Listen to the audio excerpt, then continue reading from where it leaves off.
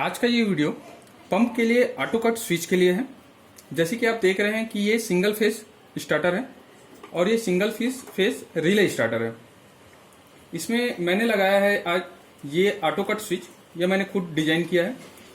इसमें 6 वायर है, 2 wire 220 volt AC input के लिए, 2 वायर जो है वो स्टार्टर के साथ कनेक्शन है और इसके जो 2 वायर हैं वो फ्लोट स्विच, ये एक तरह का फ्लोट स्विच है, इस फ्लोट स्विच के साथ कनेक्टेड है। और एज ए हम इसे पानी की टंकी मान रहे हैं क्योंकि ये एक साथ वीडियो बनाने के लिए पॉसिबल हो पाएगा। वैसे प्रैक्टिकल लेवल पे देखा जाए तो ये जो वायर है ये मेरे टंकी से कनेक्टेड है, वहां पर भी एक फ्लोट वाल लगा हुआ है। इस ऑटो कट स्विच को लगाया मुझे लगभग 2 साल हो गए और बहुत अच्छे से काम कर रहा है, इसलिए मैं इस पे एज ए कमर्शियल प्रोडक्ट के फॉर्मेट में वीडियो बना रहा हूँ। इसका वर्किंग इस तरीके से है, जब भी हम इसे पंप को स्टार्ट करते हैं, हम रिले के साथ देखते हैं, ये हमने ग्रीन स्विच प्रेस किया और ये चालू हो गया। एज हम ये मान रहे हैं कि अभी पानी ऊपर टंकी में चल रही है।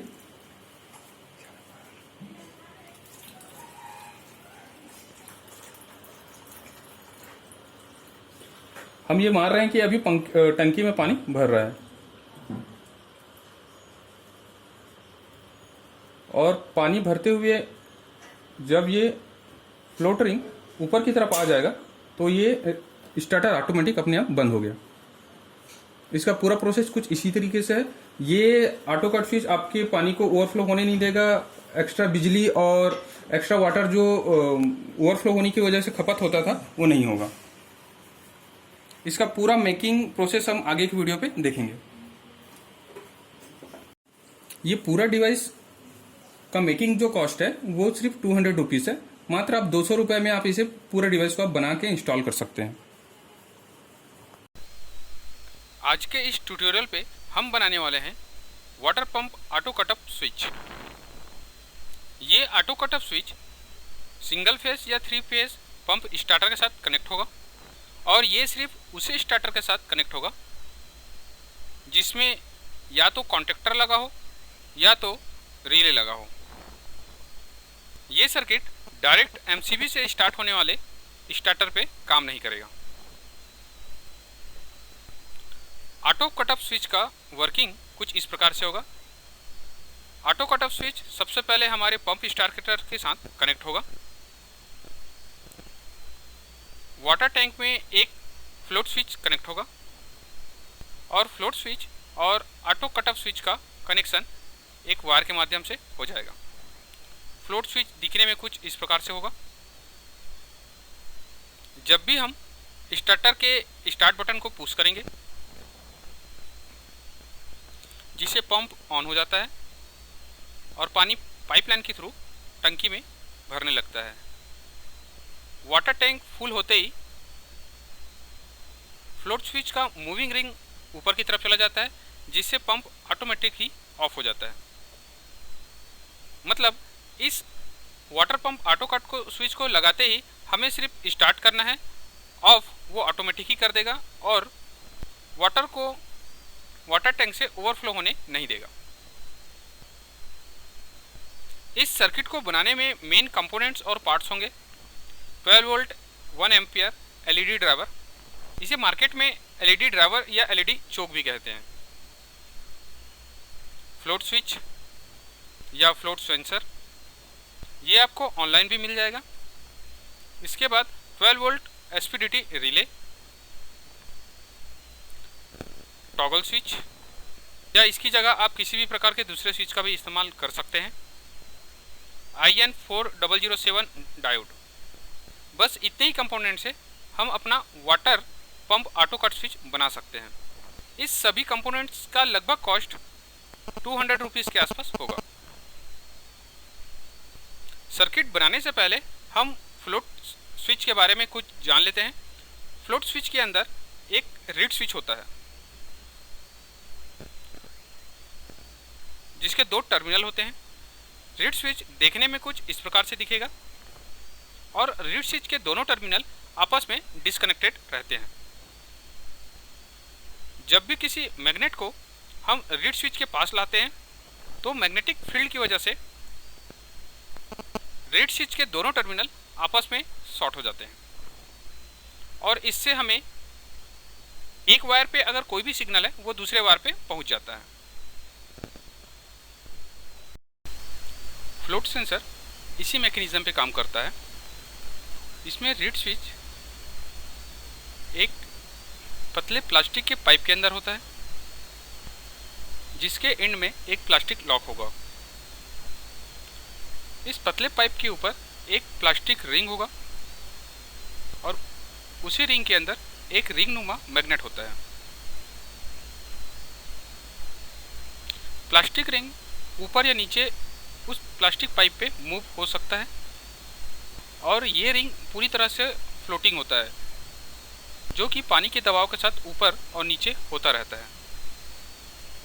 जब भी यह रिंग पानी की दबाव की वजह से रीड स्विच के पास चला जाता है तो रीड स्विच आपस में शॉर्ट हो जाता है और एक टर्मिनल पे लगा सिग्नल दूसरे टर्मिनल पे पहुंच जाता है।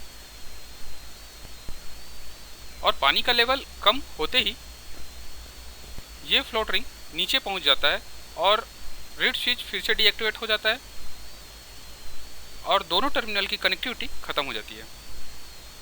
इस प्रकार से ये फ्लोट सेंसर या स्विच काम करता है। इसका सर्किट डायग्राम कुछ इस प्रकार से होगा। सबसे पहले हम 12 वोल्ट 1 एम्पियर एलईडी ड्राइवर को एक टॉगल स्विच से कनेक्ट करेंगे।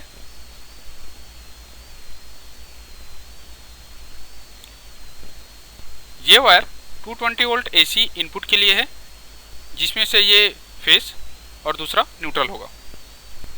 उसके बाद हम इसमें एक एसपीडीटी रिले कनेक्ट करेंगे। एलईडी ड्राइवर के आउटपुट में रेड वायर से हमें 12 वोल्ट पॉजिटिव मिलेगा, जिसे रिले के एक कॉइल पिन के साथ कनेक्ट करेंगे और उसी कॉइल पिन में IN4007 एक डायोड कनेक्ट करते हैं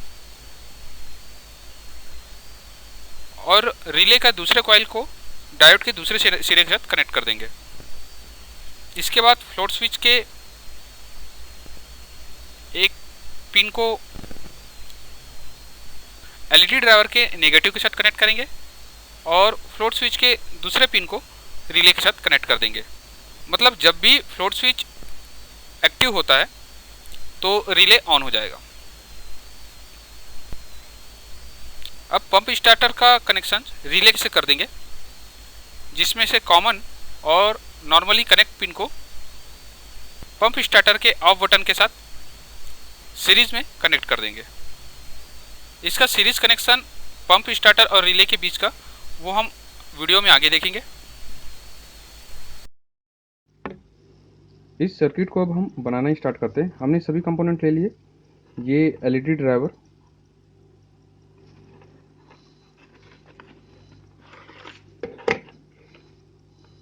जो कि कुछ इस प्रकार से होगा। ये 220 वोल्ट इनपुट के लिए और ये 12 वोल्ट आउटपुट, पॉजिटिव और negative. Toggle switch, relay, diode, float sensor और ये कुछ वायर। हम इस पूरे कंपोनेंट्स को इस एलईडी ड्राइवर के केस के अंदर ही फिट कर देंगे। इसके लिए इसे हम पहले खोल लेते हैं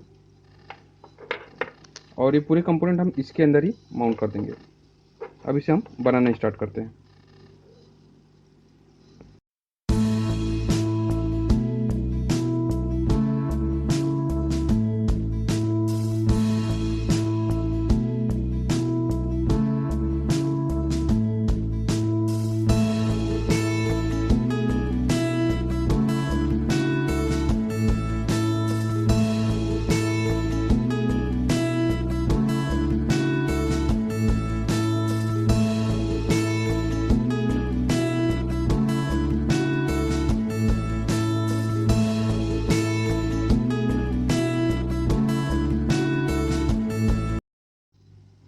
और इस तरीके से ये सभी कंपोनेंट्स को हमने इसी एलईडी ड्राइवर के केसिंग के अंदर पुट कर दिया है और यहाँ से हमें ये 6 वायर्स मिल गए।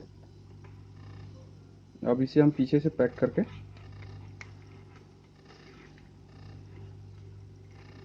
इसमें टेपिंग या आप इसे फेविक्विक से भी कनेक्ट कर सकते हैं।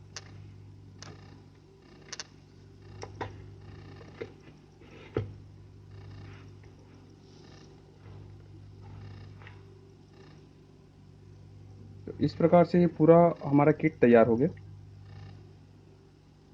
अब हम इसके बाद इसकी फिटिंग देखते हैं। How to fit with starter. हमने ऑटो कट स्विच तैयार कर लिया, जिसमें से 2 वायर 220 वोल्ट AC इनपुट के लिए है, 2 वायर फ्लोट स्विच के लिए है और 2 वायर स्टार्टर के साथ कनेक्शंस के लिए है। इसे फिटिंग करने के लिए सबसे पहले हम अपने स्टार्टर को ओपन कर लेते हैं। स्टार्टर के ऑफ स्विच का कनेक्शन कुछ इस प्रकार से होगा। ऑफ स्विच जो कि सामने से कुछ इस प्रकार से दिखता है, उस ऑफ स्विच में 2 वायर का कनेक्शन होगा। उसके कनेक्शंस में हम उसके नीचे के वायर को, जो कि ये दिख रहा है, इसे कट कर लेंगे और उस कट वाले भाग में ऑटो स्विच के रिले के आउटपुट का एक वायर कनेक्ट करेंगे और दूसरा वायर ऑफ स्विच के साथ कर देंगे। इस प्रकार हमारे ऑटो कट स्विच का कनेक्शन पंप स्टार्टर के ऑफ स्विच के साथ सीरीज में हो जाएगा। ये कनेक्शन कॉन्टैक्टर स्विच और रिले स्विच वाले स्टार्टर दोनों के साथ सेम होगा। इसके बाद बचे 2 वायर का कनेक्शन हम फ्लोट स्विच के साथ करेंगे।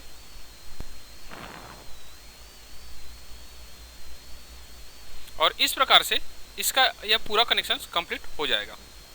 और इस प्रकार के कनेक्शंस के बाद आप पंप स्टार्टर को मैनुअल ऑफ भी कर सकते हैं या फिर वाटर टैंक फुल होने के बाद वो अपने आप ऑफ हो जाएगा। इस चैनल पे बने रहने के लिए प्लीज़ सब्सक्राइब करें engineering projects with Praveen Dehari इन हिंदी, और सब्सक्राइब करने के लिए ये रेड सब्सक्राइब बटन प्रेस करें। इस चैनल के लेटेस्ट अपडेट के लिए ये बेल आइकॉन प्रेस करें।